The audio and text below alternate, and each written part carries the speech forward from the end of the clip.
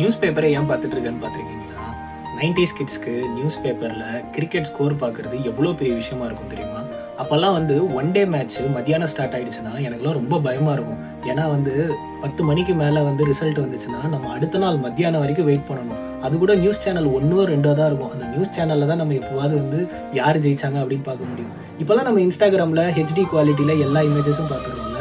அப்போல்லாம் அசாருதீன், அஜய் ஜடேஜா, சச்சின் டெண்டுல்கர் இவங்களோட ஃபோட்டோஸ் பார்க்கணுன்னா கூட நம்மலாம் ஏதாவது ஒரு மேகசீனில் தான் பார்க்க முடியும். அதுக்காகவே கடைக்கெல்லாம் போய் மேகசீன் எல்லாம் தேடிட்டு இருந்த காலம் அது.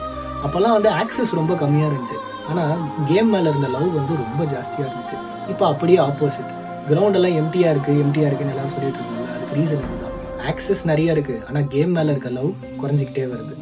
உங்களுக்கும் கிரிக்கெட் பிடிக்கும்னா இந்த வீடியோவை பாருங்கள், லைக் பண்ணுங்கள், ஷேர் பண்ணுங்கள். உங்கள் ஃப்ரெண்ட்ஸ் யாருக்காவது கிரிக்கெட் பிடிக்கும்னா கண்டிப்பாக அந்த சேனலை சப்ஸ்கிரைப் பண்ண சொல்லுங்கள்.